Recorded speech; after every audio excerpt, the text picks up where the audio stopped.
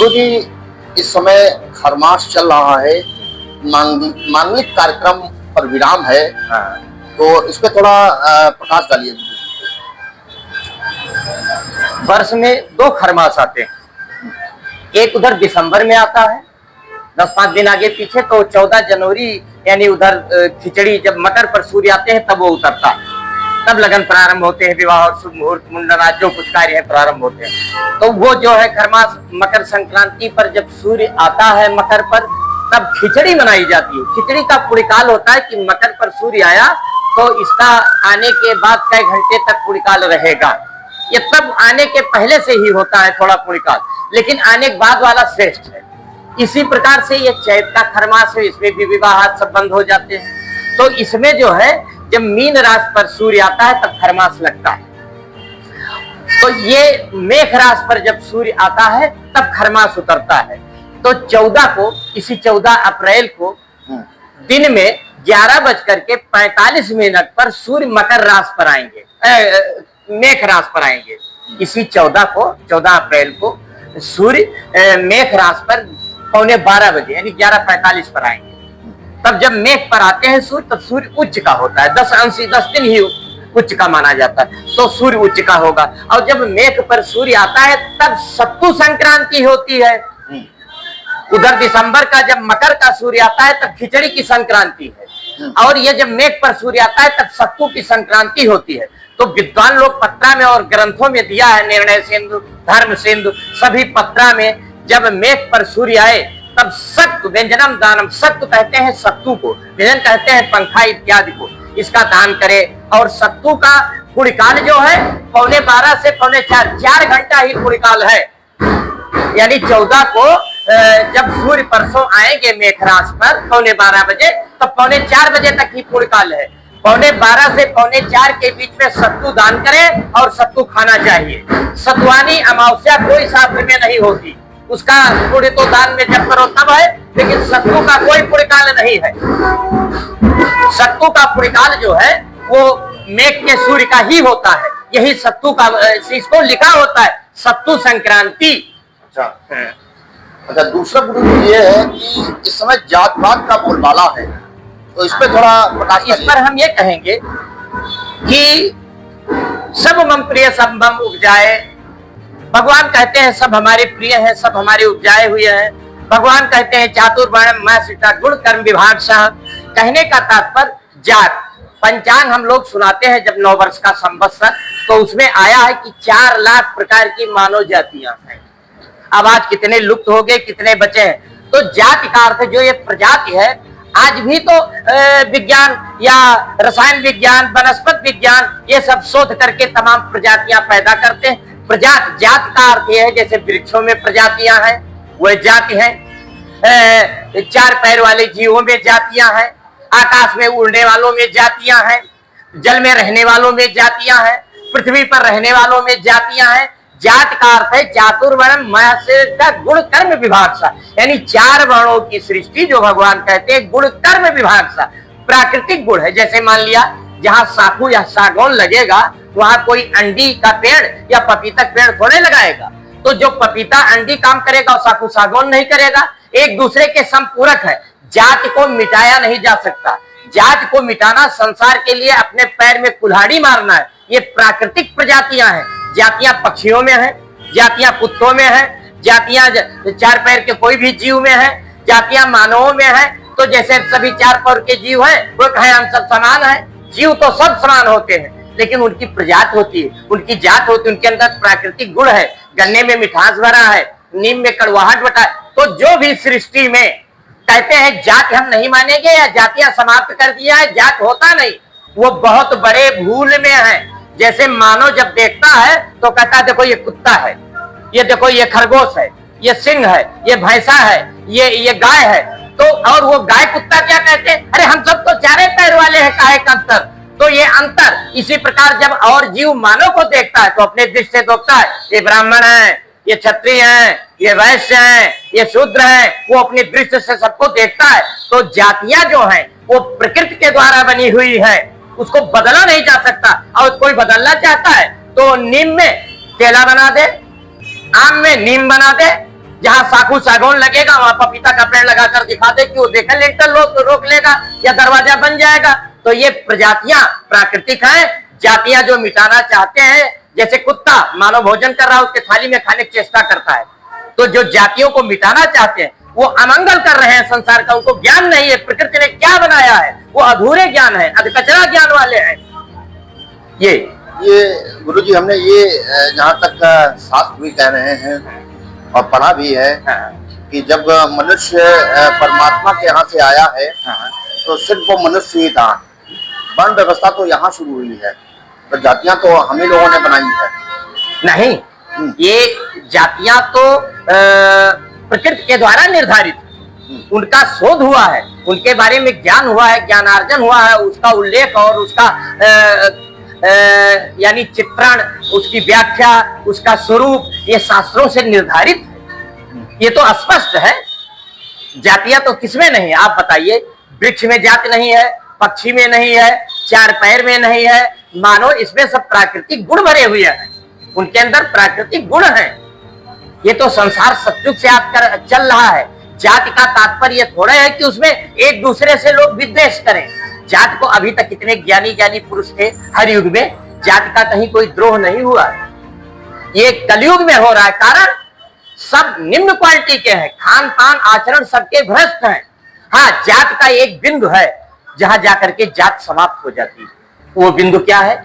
जैसे मानव एक भगत कर नाता, भगवान ने सबरी क्या खाया यह उत्तर दिया।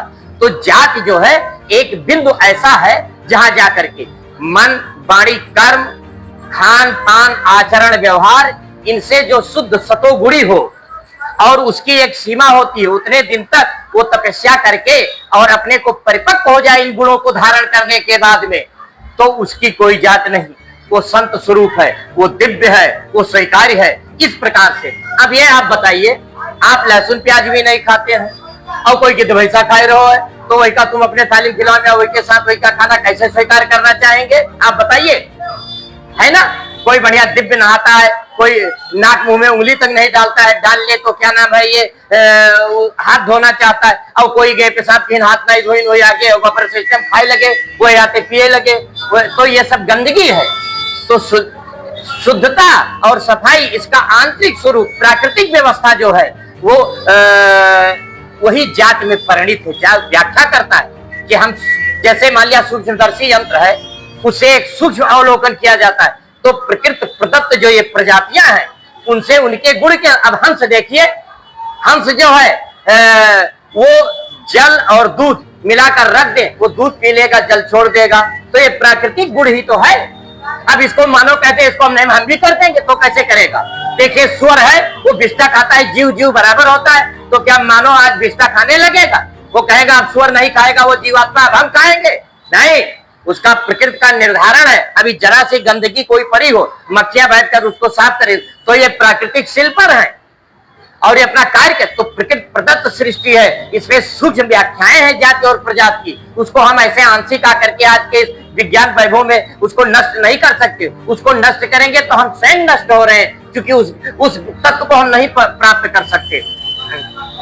एक सवाल गुरुजी लेते हैं। 2027 में विधानसभा का चुनाव है। योगी सरकार की व्यवस्थाओं पर थोड़ा प्रकाश डालिए। देखिए, व्यवस्थाएं तो गुण दोषमय विश्व की भगवान कहने का तात्पर्य प्रकृति विकारी है, सृष्टि बनी है। योगी जी का व्यवस्था अच्छा चल रहा है, शासन उनका ठीक है। कुछ चीजें हमें उनकी पसंद नहीं आ रही हैं, वो हमें अस्वीकार्य। जैसे एक नियम होना चाहिए, आज गरीब व्यक्ति है वो रोड पर चल रहा है, रोड पर चलने जगह नहीं, जितनी दुकानें हैं सब फुटपाथ हर जगह भरे पड़े हैं, जो पैदल चलने वालों के रास्ता है उसकी कोई व्यवस्था नहीं हो रही है, हर जगह कचरा भरा पड़ा हुआ है।